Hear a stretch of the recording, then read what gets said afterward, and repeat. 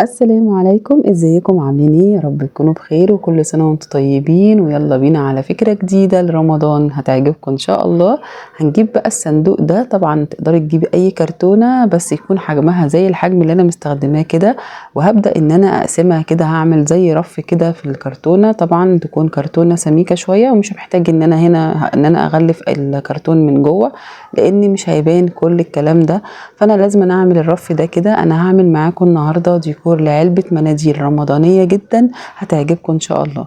هبتدي ان انا الجناب دي انا مش عايزه اشيلها لانها هتدعم معايا الكرتونه. هبدا ان انا افتح بس فتحه للرف اللي انا عملته علشان لما اجي الزق الجناب كده واقفل الفتحه دي ما تضايقنيش واعرف اقفل الكرتونه. ابتديت ان انا افتح كده حوالي نص سنتي من الجنبين، وهبتدي بقى ان انا الزق الجنبين كده بالشمع. لو عايزه تشيلي الخطوه دي خالص تقدر ان انت تقفليها، بس احنا عايزين حاجه تكون قويه ومتينه للفكره بتاعتنا. وهبدا برضو ادخل الجناب دي في مكانها واقفلها برضو كده بالشمع، ويبقى انا كده قسمت الكرتونه من جوه. وتعالوا بينا نشوف هنعمل ايه من بره. هبدا افتح فتحه بقى كده حوالي 10 سنتي في سنتي، اللي هي الفتحه اللي هتبقى اللي بطلع منها المناديل. انا كده الكرتونه معايا، شوفوا واقفه ازاي. هي هتبقى كده معايا، مش هتبقى نايمه، لا هتبقى واقفه كده، لان الفكره بتاعتنا النهارده انا عايزه كرتونه تكون عاليه كده عشان اعرف انفذ عليها الفكره بتاعت النهارده. ابتديت ان فتحتها كده، وهبتدي برضو افتح الجزء اللي انا قسمته من جوه. هعمل له فتحه من ورا اللي انا هحط فيها علبه المناديل، والجزء اللي تحت اللي هو الاقل من الجزء اللي فوق هخليه لريموت او لاي رفايع عايزه احطها. ابتديت ان انا افتح كده طبعا باستخدام القطر، اعلم وافتح قبل الرف وبعد الرف، الفتحه الصغيره والفتحه الكبيره. ان شاء الله باذن الله فكره النهارده اول مره تشوفوها، محدش نفذها قبل كده. متعوده دايما احاول اجيب لكم افكار جديده محدش نعملها او نفذها قبل كده، علشان تبقوا مختلفين وتعملوا ديكورات رمضانيه جديده في بيوتكم. وهبدأ بقى افتح برضو الجزء العلوي اللي انا برضو مقسماه من فوق. أو انا عندي الجزء ده تلت واللي تحت تلتين، جزء لعلبة المناديل وجزء تاني احط فيه اي حاجة. انا كده فتحت الجزئين اهو زي ما انتم شايفين الرف ظهر. هجيب بقى كرتونة اكبر من العلبة بتاعتي بحوالي سنتي من جميع الجوانب او سنتي ونص، وهبدأ ان انا الف دوران كده على الزوايا. كل الزوايا ما عدا زاوية واحدة، الزاوية دي انا عايزة اخد خط مايل كده اهو. هاخد خط كده بالمسطره لجوه شويه، هو من جنب واحد بس، وبعدين اكمل دوران عادي. هبتدي بقى اقص كل الدورانات دي كده عشان الشكل يظهر معايا. الجزء ده هو اللي هيعمل كل الفكره، وهو اللي هيظهر لي كل الفكره اللي انا بقى بعملها النهارده. ابتدي بقى بعد كده اقص. بعد ما اقص ابتدي اجيب فوم اسود مطفي او شنطه تسوق سودا او اي قماشه متوفره عندك، او قماش جوخ حتى اقدر اغلف باي حاجه بس تكون متوفره طبعا عندي. انا هنا هستخدم الفوم الاسود بس المطفي، وهبدا كده اغلف برضو الجزء اللي تحت عشان طبعا عرض الفوم ما كفاش، فابتدي ان انا اكمله. طبعا كل ده مش هيبان معايا بعد كده. وهبدا بقى بعد كده اشيل اي زوايد كده بالمقص اقصها عشان الفكره تبتدي تظهر معايا. هنا استخدمت ده الورق اللي بيبقى في ظهر الستيكر. لونه انا عايزه اللون اللي شكله خشبي كده، مش عندي ممكن استخدم ورق كرافت، ممكن استخدم ستيكر اللي شكل الخشب، اي حاجه تحسسني باللون الخشب او الشكل ده. ابتديت ان انا اقص نفس الشكل بالظبط، وبعدين دخلت 2 سنتي لجوه عشان انا عايزه نفس الشكل اللي انا قصيته بس اقل منه ب2 سنتي. ابتديت بقى كده ان انا اقصه اهو لجوه زي ما انتم شايفين. هيبقى معايا كده الفكره ابتدت تظهر معايا شويه. انا هنا بعمل تلفزيون قديم عليه اشكال رمضانيه، وان شاء الله الفكره هتعجبكم في الاخر. هبتدي بقى كده ان انا الزق كل ده. طبعا تقدري تستخدمي مكان الورق ده اي حاجه، انا بحاول ان انا استخدم حاجات مش مكلفه. ده كان ظهر ستيكر زي اللي انا زي اللي محطوط كده شكله الابيض الطوب ده الظهر بتاعه لقيته ممكن ان انا استخدمه في اي حاجه. بعد كده شلته، ابتديت ان انا الزقه. طبعا انا هنا بعمل التلفزيون عليه اشكال رمضانيه. هبتدي كده ان انا الزق بقى الشكل اللي انا اخترته لرمضان. تقدري تستخدمي فنانيس، تقدري تستخدمي بوبي وطمطم، تقدري تستخدمي اي شكل متوفر عندك. ده ستيكر بس انا برضو لزقته هنا برضو بالغيره عشان يبقى ثابت معايا. انا هنا بعمل التلفزيون بس ما كنتش عامله حسابي ان انا هعمل له المفاتيح بتاعته، بس انا هغير الفكره بعد كده وهتشوفوها هي بس انا هقلل شكل الرسمه دي من جوه مش اكتر بس. هنا جبت كرتونتين عرضهم حوالي 6 سنتي او 7 سنتي، وابتديت ان انا ارسم عليهم الرجول زي ما انتم شايفينها كده بنفس مقاس الجزء اللي انا هستخدمه كشاشة، وهبدأ ان انا اغلفهم بنفس الورق اللي استخدمته او اي ورق انتي او خامة استخدمتيها تديكي اللون الخشبي ده. طبعا مش هنقف على خامة، اي حاجة عندك استخدميها. مش شرط الورق اللي انا استخدمته ده، تقدري تستخدمي ستيكر شكل الخشب، تقدري تستخدمي ورق كرافت، تقدري تستخدمي فوم برضو بلون تاني، بس المهم تغلفي والشكل يطلع عندك، النتيجة تطلع عندك بالطريقة اللي انتوا شايفينها دي. هبتدي بقى كده ادخل كل الزوايد اللي جوه والزقه برضو بالغيره او بالشمع. انا هنا استخدمت الشمع عشان يبقى اسرع شوية معايا، وبعد كده هبتدي ان انا اثبته على القاعدة بتاعة التلفزيون زي ما انتوا شايفينها كده. هبدأ كده، انا عندي هنا واحدة اقل من واحدة، يعني الجزء الامامي عايزة اكبر من الجزء الخلفي بحيث ان يديني ميلة شوية للتلفزيون كده من ورا. هبتدي بقى ان انا اثبتها عليها كده.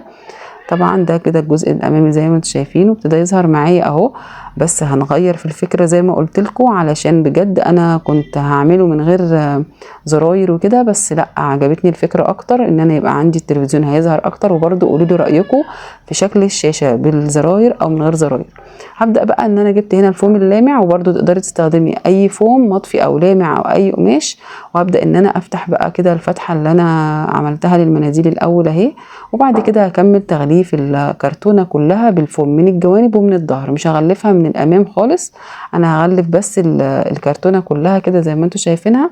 وهبدأ بقى بعد كده اغطي برده الجزء اللي ورا شرايح بسيطة كده من الفوم. طبعا بلاش، مش ههدر يعني، انا بس اي شرايح متوفرة عندي من الفوم هبتدي ان انا الزقها واغطي الجزء ده كده من ورا، وهسيبه مفتوح. على فكرة انا مش هعمل قفلة خالص للفتحات دي، انا عايزاها كده مفتوحة، لان دي اللي انا هدخل واطلع منها علبة المناديل او اي جزء انا عايزة اشيله تحت.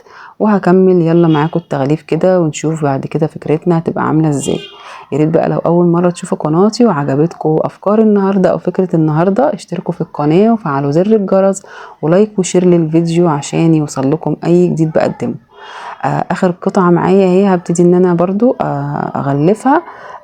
الفكرة سهلة جدا ومش تاخد منكم وقت خالص، بس اهم حاجة هاتوا كرتونة مناسبة للفكرة بتاعت النهاردة. هبدأ بقى اثبت الجزء الخلفي من الرجل اللي انا عملتها، وزي ما قلت لكم الجزء ده اقل في العرض شوية من الجزء الامامي عشان يبقى فيه ميلة شوية كده للكرتونة او للتلفزيون. ابدأ كده ثبته اهو زي ما انتم شايفين واقف كده.